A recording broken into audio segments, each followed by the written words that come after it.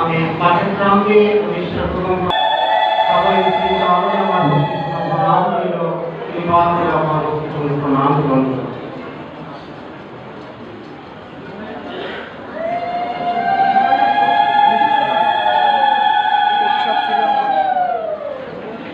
দেখুন ভাগবতী কথা আমি বুঝতে পারছি যে রাত 11টা পার হয়ে গেছে।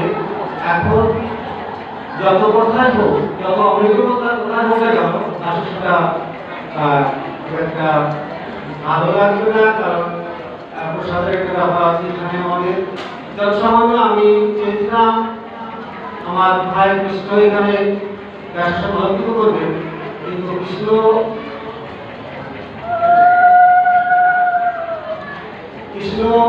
সে আজকে যে কাজটা করলে এটা আমার উপরে মনে করতে পারলাম, কারণ শেষ পাঠটা তাকে দিয়ে শেষ করতে হতো। আমি চেয়েছিলাম যাও আমি বিভাগকে আপনাদের যেহেতু সমাধান অপরাধ হবে, তাই আপনাদেরকে একটু কষ্ট দিচ্ছি, আপনাকে মনে করবেন না, আমার সবথেকে কষ্ট নিয়ে আমি পাচ্ছি। দেখুন আমি আপনার কোনো লীলা আলোচনা নিয়ে যেতে পারছি না, সেখানে গেলে সেটা চেষ্টা বলে যাবে। আমি চাচ্ছিলাম আমি শ্রীমদ ভাগবত পরে কেন আমরা শ্রীমদ ভাগবত এই মহাবিজ্ঞানটা আমরা কেন স্বাধীনভাবে শ্রীমদ ভাগবত শ্রবণ করবো, কেন করছি, আসলে কেন করতে হবে। দেখুন এই শ্রীমদ ভাগবত শাস্ত্র এটা হচ্ছে আমার হচ্ছে বেদরূপ কল্পবৃক্ষে এটা হচ্ছে সুপরিপক্ক। শ্রীমদ ভাগবতটা হচ্ছে বেদরূপ কল্পবৃক্ষের সুপরিপক্ক ফল। আর এই যে ফলটা সুখদেব তুতাপাখি, অর্থাৎ সুখদেবকে তুতাপাখি বলা আছে, এই সুখদেব তুতাপাখির মুখ বিস্তৃত হয়, এটা প্রমাণানন্দময়ী সুতাতে পরিপূর্ণ হয়েছে। প্রমাণানন্দময়ী সুতাতে পরিপূর্ণ হয়েছে। এই যে শ্রীমদ ভাগবত এই যে ফলটা বলা আছে প্রমাণানন্দময়ী, এই ফলের ভিতরে দেখুন এখানে 8টি আঁশ ওটা, অর্থাৎ তেজস্ব করতে কোনো কিছু নেই, যা কিছু আছে সবই মূর্তিমান মূর্তমান। এই বলা যে দেহে যতক্ষণ পর্যন্ত আপনার প্রাণ আছে ততক্ষণ পর্যন্ত এই শ্রীমদ ভাগবত কথা শ্রবণ করো, দেহে যতক্ষণ পর্যন্ত আপনার প্রাণ আছে ততক্ষণ পর্যন্ত এই কথা আপনি শ্রবণ করুন, তাহলে আপনার পরম মঙ্গল হবে, পরম মঙ্গল হবে।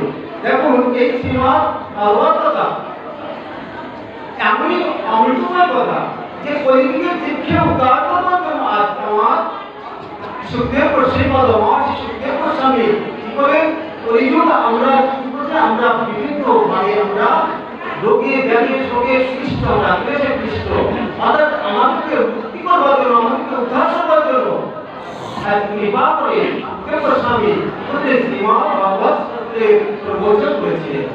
সেজন্য আমাদের মতো প্রিয় জীবকে উদ্ধার করবার জন্য এই শ্রীমদ ভাগবত শাস্ত্রের প্রবচন করেছিলেন।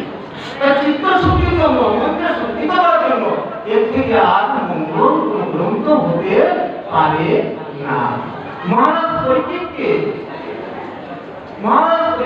সুখদেব গোস্বামী যখন আসলে উপৃষ্ট হয়ে ওই শ্রীমদ ভাগবত শ্রবণ করবার জন্য আসলে উপৃষ্ট ছিলেন, তখন থেকে একটি শ্রীমদ ভাগবত কথা মানুষ হল দেবতাদের কাছেও দুর্লভ। তখন দেবতারা সাথে থেকে তারা অমৃত কুম্ভ, অমৃত ভাণ্ড নিয়ে তারা সেখানে লেগে এসেছিলেন এবং মহর্ষি সুখদেবকে প্রণাম করে বলেন, হে প্রভু আপনি এই অমৃত ভাণ্ড আপনি গ্রহণ করুন, তার পরিবর্তে আপনি আপনার কথামৃত আপনি আমাদেরকে দান করুন।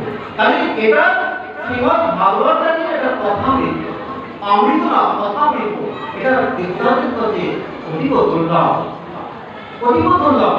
এটা জন্য যদি কোটি কোটি জন্মের পুণ্যের উদয় করে তবে এই শ্রীমদ ভাগবত শাস্ত্রের স্বীকারী হয়। কোটি কোটি জন্মের যদি হয় থাকে আপনার, তবে এই শাস্ত্রের অধিকার আপনার অধিকার হয় না। এই জন্য হচ্ছে শ্রীমদ ভাগবত কথা শ্রবণ করে দেখতে হবে। প্রথমে কেন আসলে এটা আমাদের সৎসঙ্গ করতে হবে, সৎসঙ্গ করতে হবে আমাদের। তাহলে কি হবে? তাহলে আমাদের জন্মটি হবে যে পাপ, আমাদের যে হৃদয়ের কামে এটা এটা শ্রীমদ্ ভাগবত কথা শ্রবণ করলে, কীর্তন করলে, এই সাধন করলে, এই মহাসন করলে আমাদের হৃদয় গ্লানি আমাদের দূর হবে। এই জন্য আমাদের সর্বদা শ্রীমদ্ ভাগবত কথা শ্রবণ কীর্তন করতে হবে। দেখুন না গো, যে গৃহে নিত্য শ্রীমদ্ ভাগবত শাস্ত্র পাঠ হয় সেই গৃহে তীর্থ ধারণ করে। কিরূপ তীর্থ? আমরা তীর্থ পরিক্রমায় যাই, আমরা পয়সা পাই করে, ভগবান বলছে না অতদের পয়সা তীর্থ পরিক্রমা করতে হবে। যে গৃহে নিত্য শ্রীমদ্ ভাগবত শাস্ত্র অধ্যয়ন হয় সেই গৃহ তীর্থ ধারণ করে এবং সেখানে যারা বসবাস করে, বাস করে, তাদের সমস্ত পাপ ভস্মীভূত হয়ে যায়। এমনই আমার প্রাণ আমার শ্রীমদ্ ভাগবত শাস্ত্র। যে ব্যক্তি শ্রীমদ্ ভাগবত শাস্ত্রের এই যে বৈশিষ্ট্য শ্লোক অর্থ সহ পাঠ করে, ভগবান বলে তার কোটি জন্মের পাপ ভস্মীভূত হয়ে যায়। এমনকি মৃত্যুর সময় অন্তিমকালে যদি শ্রীমদ্ ভাগবত শাস্ত্রের একটি শ্রবণ করতে করতে কেউ দেহত্যাগ করে, ভগবান বলে আমি তাকে অবশ্যই আমাকে কুণ্ডে ধামে স্থান করে দেব। এমনই অমর প্রাণ আমার শ্রীমদ্ ভাগবত শাস্ত্র। তাহলে এমন অমর প্রাণ আজকে মনুষ্য জন্মে যে ব্যক্তি এই শ্রীমদ্ ভাগবত কথা একটু আস্বাদন করতে পারলো না, একটু শ্রবণ করতে পারলো না, তার জন্মটাই ভগবান বলে তার জন্মটাই গাধা চন্ডার মতো ব্যক্তভাবে কাটিয়ে এসেছিল। গাধা যখন চলে তাকে যা হতে হবে তাকে তাই করতে থাকবে। আমার চন্ডার ভিতরে তার শাসনের শব্দ তার পুরো লাড়ি থেকে সে পড়াবে। এই কথা তাই বলতে শ্রীমদ্ ভাগবত এই মনুষ্য জন্মে যে শ্রীমদ্ ভাগবতের সামান্য কথা শ্রবণ করবার সুযোগ পেল না, তার জন্মটাই তো চন্ডাল গাধায় তো ব্যক্তভাবে কাটিয়ে তার জন্মটা শুধুমাত্র মাকে প্রসাদ যন্ত্রণা দেওয়ার হয়েছিল। মা যখন একটা সন্তানকে জন্ম দেয় তখন সে সব যন্ত্রণা ঠিক যারা মনুষ্য জন্ম লাভ করলো কিন্তু শ্রীমদ্ ভাগবত কথা শ্রবণ করলো না, তার জন্মটা শুধুমাত্র মাকে প্রসব যন্ত্রণা দেওয়ার মতোই হয়েছে। এই পাপাত্মা জন্মগ্রহণ করেও সে বিদেশ নয়। বলতে যে এই পাপাত্মা যে শ্রীমদ্ ভাগবত কথা শ্রবণ করবার সুযোগ না করে এই পাপাত্মা আর মনুষ্য জন্মটা করে তারা জন্মটা শুধু মৃত্যুর সমান হয়েছে। সেই নরকগুলো মানুষকে ভগবান বলে বিকার মানছে। এমন মনুষ্য দেহকে আমরা যদি একটু যথেষ্ট না করতে পারি, শ্রীমদ্ ভাগবত কথা শ্রবণ করতে না পারি মাগো, আমাদের কি করে হয়? আমি তো বলি মাগো, দেখো যে সংসারের শ্রীমদ্ আমি জানি না, সংসারের শ্রীমদ্ ভাগবত কথা শ্রবণ করা অতীব দুঃসাধ্য, অতীব কষ্টকর। কোটি জন্মের পুণ্য যদি সঞ্চিত থাকে তবে এই সুযোগ পাওয়া যায় মাগো। কোটি জন্মের পুণ্য থাকে তবে এই শ্রীমদ্ ভাগবত কথা সংসার থেকে শ্রবণ করা যায়। এখানে সনাতন ঋষিগণ বলে তপস্যা, যোগ সাধনা, ধ্যান, এমনকি তীর্থ পরিক্রমা, নাম ধ্যান থেকেও উত্তম করে মনে করা হয় এই শ্রীমদ্ ভাগবত শাস্ত্র শ্রবণ কীর্তন করা হয়। এজন্য দেখুন মাগো, আমি আর আলোচনা করছি না।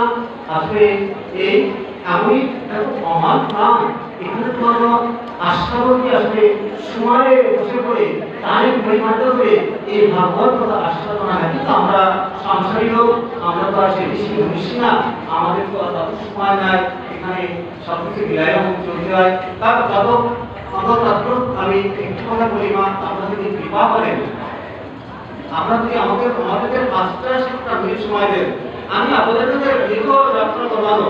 দেখেন আমি আমার অপরাধের আমার রাষ্ট্র অলক্ষিত করবার, তারপর আপনাদের কাছে আমি ভিক্ষা যাচ্ছি। আমি মাত্র 10 মিনিট কথা বলছি, আর 10টা মিনিট মতো সময় দেন, আপনার 12 মিনিটের পোশাক ধরে যাবেন। আমি শুধুমাত্র যেহেতু এখানে আমার বিবেকের অভাব আছে যে এখানে বাবাদের গুরুরে কৃষ্ণ আছে, আমি সর্বশেষ তার মুক্তি এই মতো 5টা সমস্যা না, 5-10 মিনিট মতো সময় দেব। আমি এই আপনাদের প্রার্থনাকে আমি এবার সারা বিশ্ব বাস্তবে আমাদের বর্তমানে আজকে আমি আমার